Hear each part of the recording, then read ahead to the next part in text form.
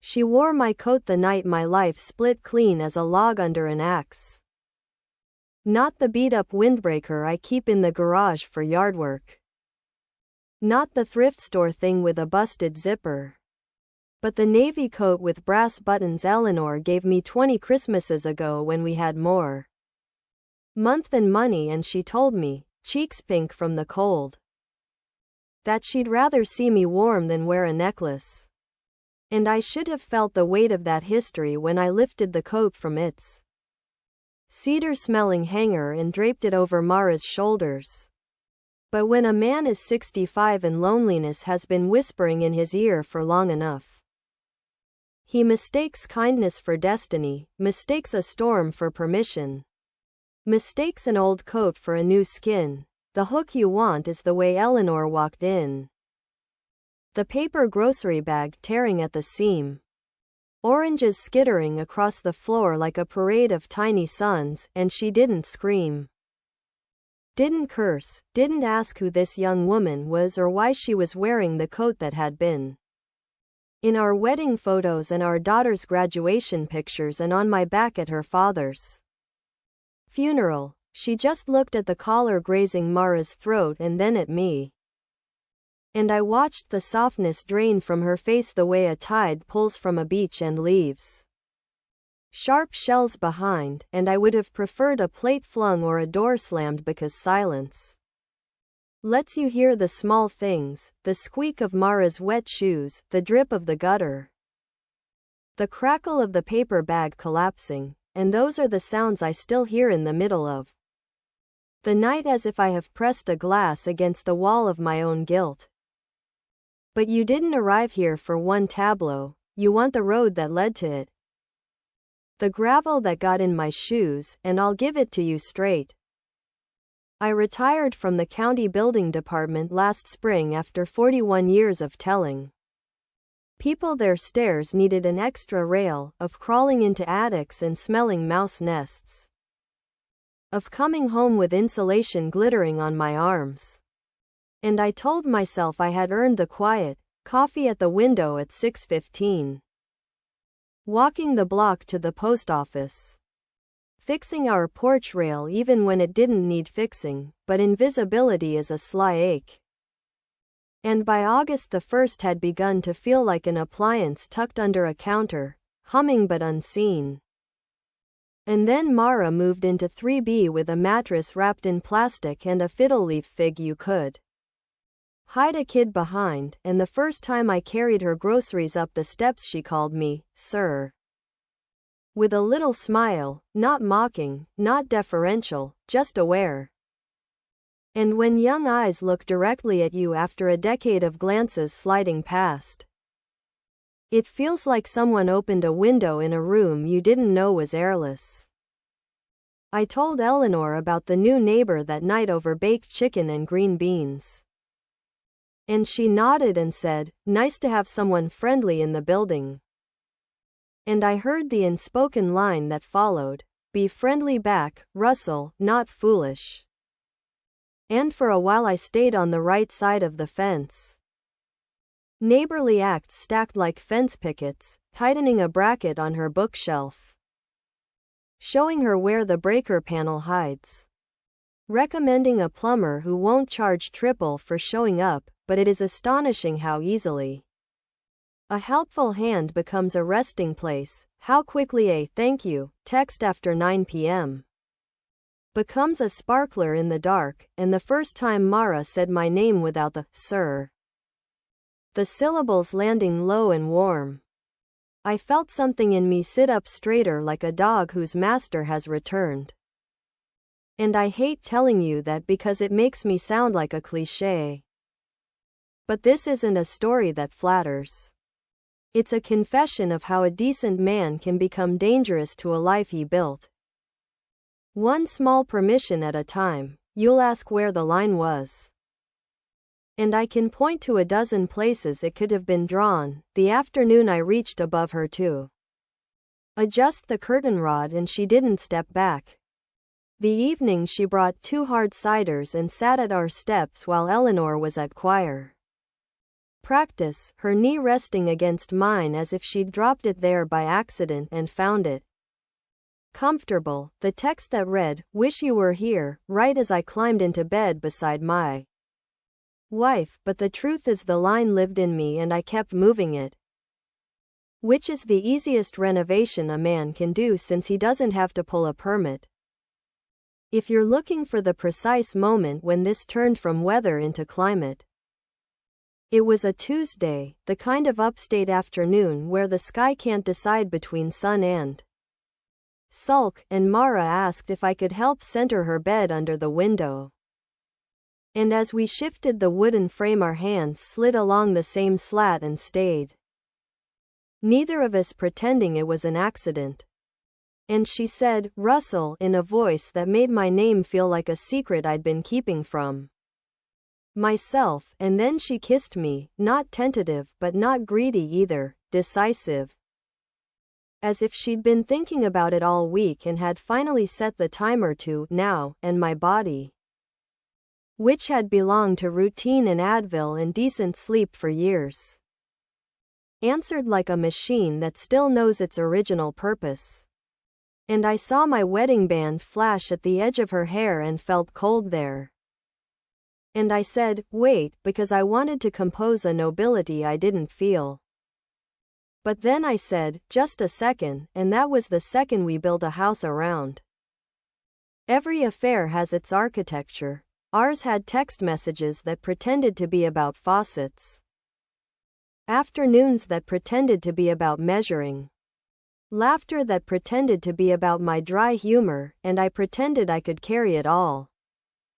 That I could walk up our stairs with what I'd done tucked into my chest like a contraband tool.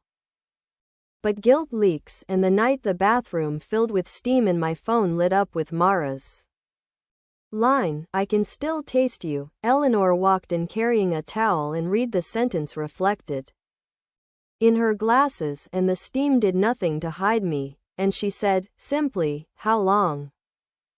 Not a question, a measure, and I started to speak and stopped because everything I could say would be a lie that tried to wear the costume of a mistake.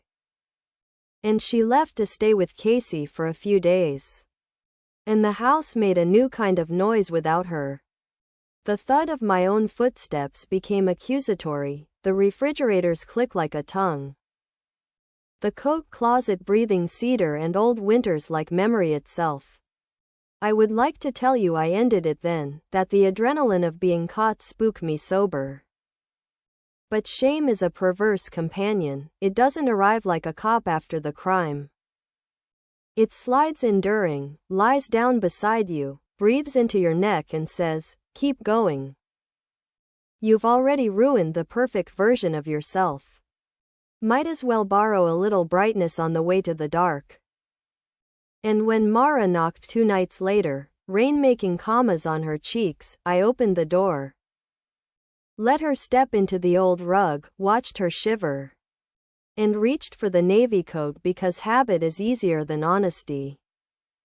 I remember the feeling of the lining against my wrists, the bright thread where Eleanor had reinforced the inner pocket last winter with tiny stitches, so neat you could read patience in them, and I remember thinking plainly, "This is wrong." And then I did it anyway, because cowards narrate as they betray. As if naming the crime lessens it, Mara pulled the coat around herself, said it smelled like cedar and peppermint. And for a moment the crackling inside me became a roar, the kind of sound that drowns out reason. And that's when the door opened and the oranges rolled and the world pinched down to the sight of my wife's gift on my neighbor's body. In the days that followed, our building did what small buildings do. It metabolized the scandal with whispers in stairwells and glances that traveled down hallways like drafts, and Mrs. Patel from 2C touched my sleeve at the mailboxes and said, "Take care of your wife," in a way that folded scold and blessing together. And the man who runs the state diner kept my coffee refilled without meeting my eye. And I began to understand that humiliation is civic. It uses sidewalks and bulletin boards like a circulatory system. Any redemption, if it could exist for me, would have to be domestic, slow, a ritual of small repairs. The coat was the loudest symbol, so I started there. I took it to the dry cleaner. Not to erase a smell, perfume and weather, though both were present, but because I needed to do something with my hands other than scroll through Mara's messages. And failed to type a goodbye, and the cleaner, a quiet man with elegant fingers, smoothed the collar and said, "Nice workmanship." And I felt heat climb my neck because the workmanship he admired was Eleanor's on those tiny inner stitches. I told Mara we were done and she laughed, not cruel, just incredulous, said, "You can't put the genie back in the bottle, Russ," and I said, "It's not a genie. It's a grenade," and she said, "Then throw it." And the next morning she left a bakery box at my door with almond cookies and the spare key I'd never asked for, and in the note she wrote, "I won't be the reason you pretend to be someone you're not." And I sat on the stairs and ate a cookie and felt old in the honest way. The way that doesn't beg for reversal. And after lunch I drove to the infusion center because somewhere in the flurry of oranges and in spoken words I had missed the ugliest thread, Eleanor's appointment card on the fridge. The careful way she had moved her left arm for months. How thin her wrists had become in the fall. Shame is selfish. It makes your own drama the only weather you feel, and the moment I saw her through the glass, sleeping in a recliner under a thin gray blanket with a TV doing the soft chatter of a cooking show in the corner, something finally cracked that should have cracked before the first text. And I wanted to rush in and say her name and apologize, but cowardice breeds in men like me. And instead I waited until she woke and walked out, and I met her by the curb with a paper cup of the tea she likes, honey first, lemon last, and she looked at the cup and then at me and took it and said, "You're returning things," and I said, "I don't know how to return me," and she said, "Then stop loaning yourself to strangers." And we drove home in a weather that belonged only to us. Both of us talking in clipped sentences about bills and appointments because the larger sentence would not fit through the car. Not yet.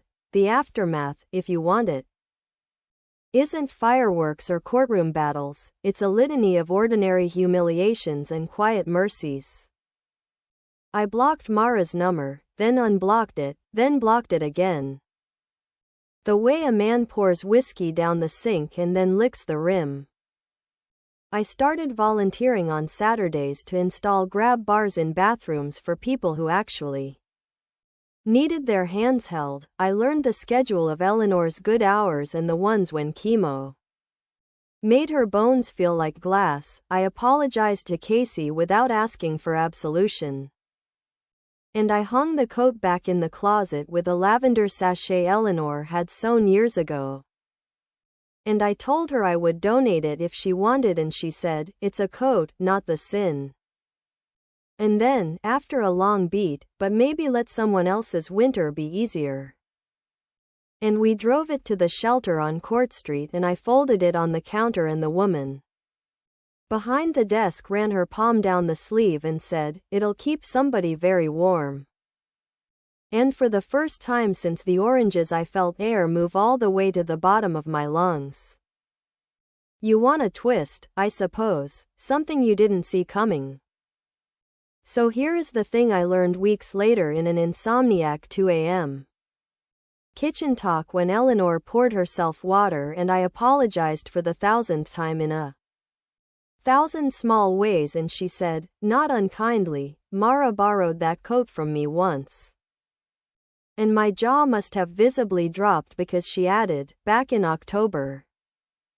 She was coming up the steps in the rain and I was coming down, and I offered it to her for the walk to the corner, said, "Bring it back to Russell," and she laughed and said, "He's always so helpful," and I said, "He's a good man when he wants to be." And then I kept walking, and there it was.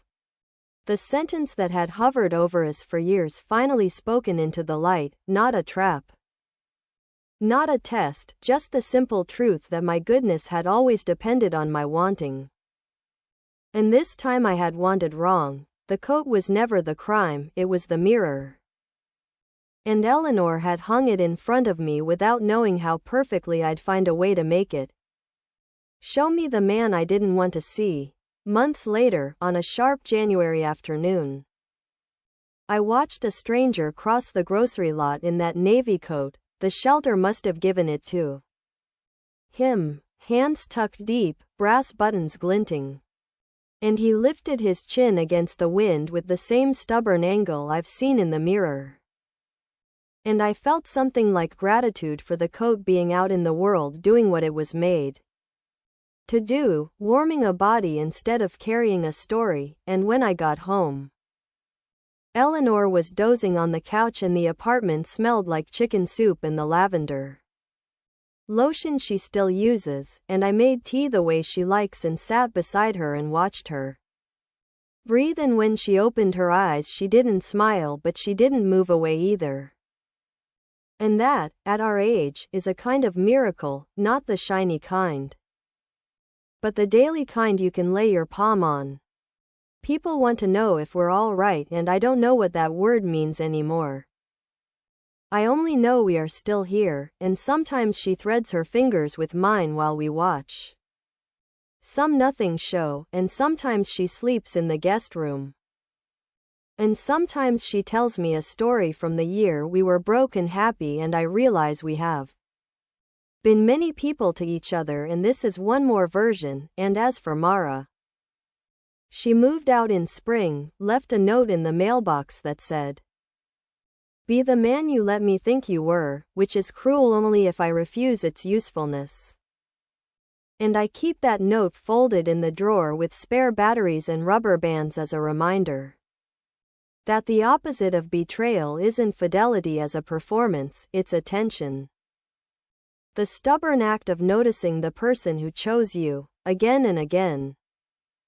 When the weather and the world try to make you glance away, at night. When the house is quiet and the hum of the fridge sounds like distant surf. I can still summon the tableau of the oranges and the coat. And it makes my chest hurt the way a healed bone aches before a storm. And I take that ache like a barometer and go check the porch light because Eleanor hates coming home to dark, and I twist the bulb tight if it's loose. And I stand there on the stoop breathing the cold. And I can admit now that I wanted to be seen as a man worth draping a story over. Worth slipping into like a warm coat. And the hardest part of growing old is learning that the only narrative that counts is the one you stitch slowly with small threads: a cup of tea, a ride to the clinic, a hand on the calf under the blanket saying we're still here. If there is a lesson I have earned the expensive way, it is this. A storm can borrow your house for a night, but you decide what sleeps under your roof. And I let shame use my pillow, I called it company. And it cost me a language I'd spent 40 years speaking with one woman. I'm learning to pronounce it again, one ordinary syllable at a time. And no one calls me, sir, anymore, and that is not a loss, it's a correction I've needed. A right-sized name, Russell, husband. The man who checks the bulbs and locks the door and leaves the porch light on because he knows who he's waiting for.